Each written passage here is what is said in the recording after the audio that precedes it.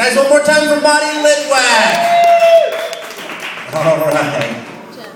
All right, this next guy is one of my favorites in Atlanta, and just so you know, Marty and he are both going to be performing with me September the 13th at Jerry Farber's Side Door. Please put your hands together for a very good friend and a very funny man, Mr. Chris Marler.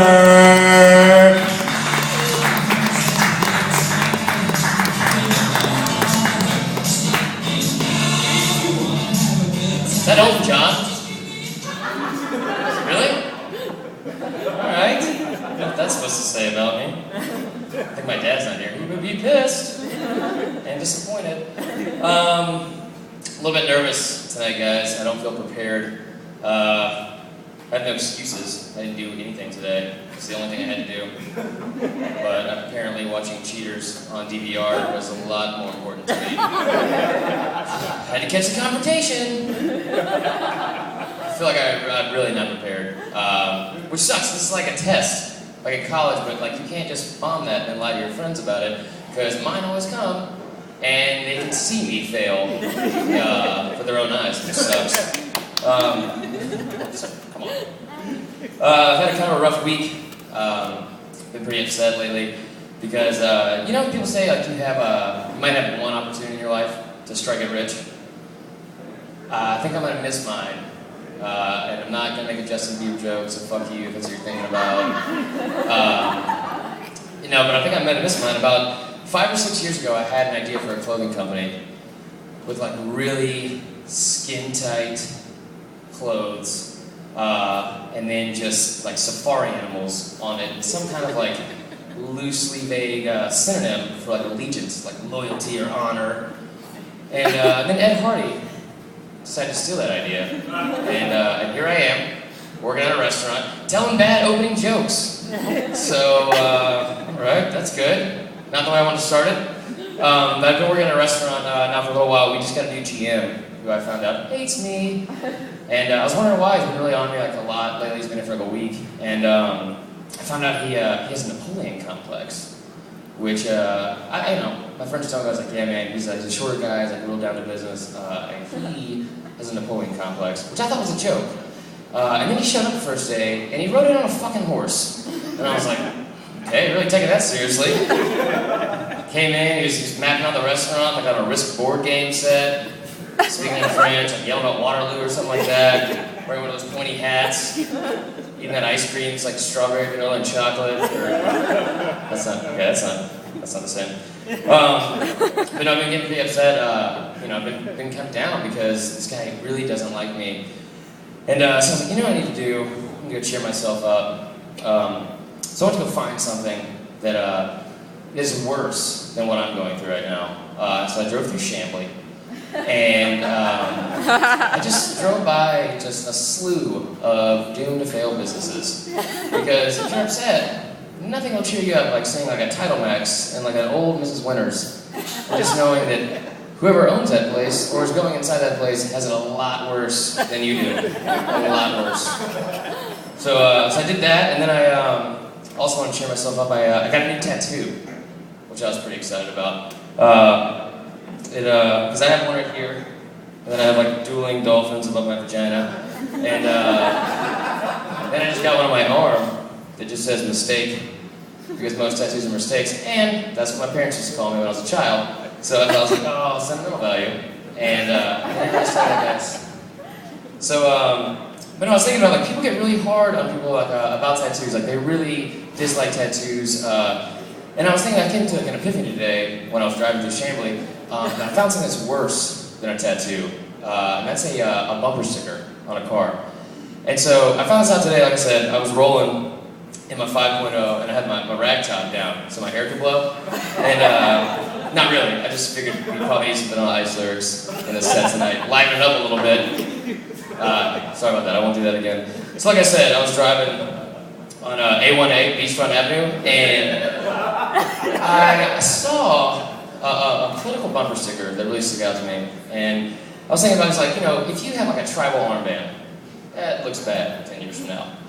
But you probably look worse if you're driving like a, you know, beat to shit Corolla with like a stupid bumper sticker in the back that says lesbian PETA supporters for Gore 2000, or like a old F-150 that says crotchety old men from McCain, 08.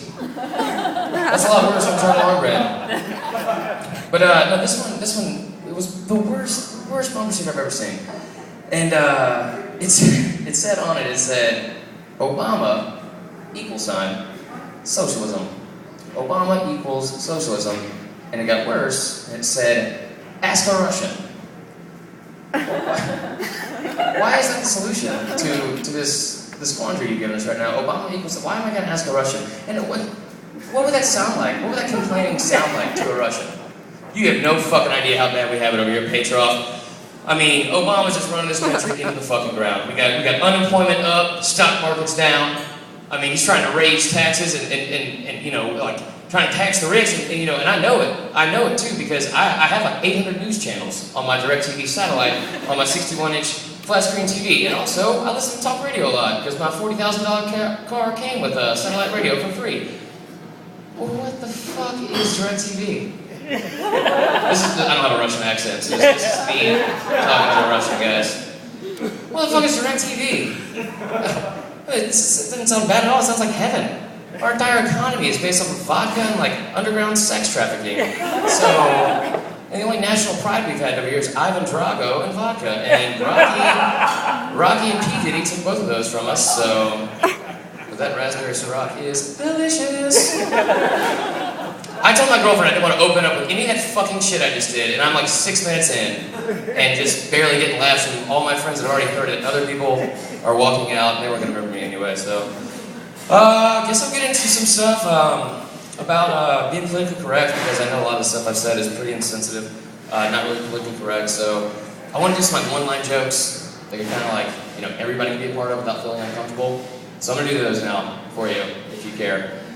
I was going to start out with a Casey Anthony joke. My mom would kill me if I did it, so. See what I did there. I was listening to music the other day, and I Pandored Creed, and it said no. So I was like, oh, come on, man, let's do it, Pandora. It's not like I'm, Pandora and Los Lonely Boys or anything. It's not that bad. And so it played, and then it just said, like, you might also recommend Nickelback. I was like, oh, that's not good. And it said, Pandora also recommends a rope, because you suck as a person. I have a fear of snakes. It's a true story. I have a fear of snakes. And unlike most people that are scared of snakes, mine actually stems from like a real life experience. Because I was in an all-black prison once. And when you shower in an all-black prison, everything looks like Samuel L. Jackson said, "Get off my motherfucking plane!"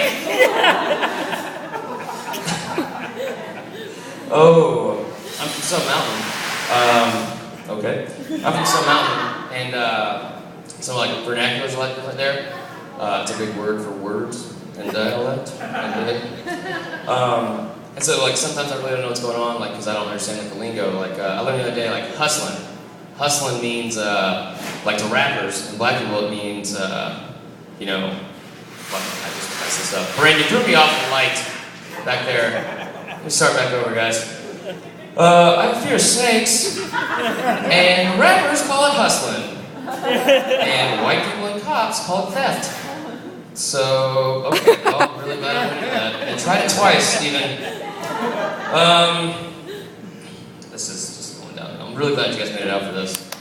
Yes. I'll just end on the most offensive thing I have, because I'm pretty sure this guy behind me is really offensive. I've seen him once or twice. He's very good. So I'll just give you guys this. What is JFK's least favorite Lil Jon song? Shot, shot, shot, shot, shot, shot. And you would think it would be Get Low, but apparently he never heard that song. And you can tell, because his head clearly went to the window, and then back and to the left, to the wall. So, that's all the time. I'm gonna allot myself. That's all I got.